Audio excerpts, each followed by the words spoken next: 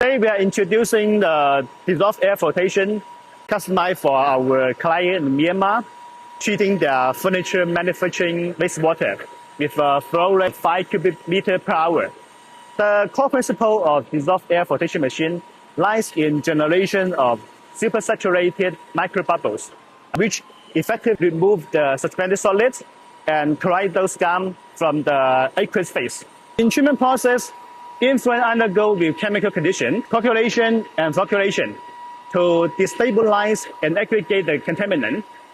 The conditioned stream will enter to the flotation tank where the dissolved air leaves microbubbles to adhere with the flocculated particle and flow on top to the surface.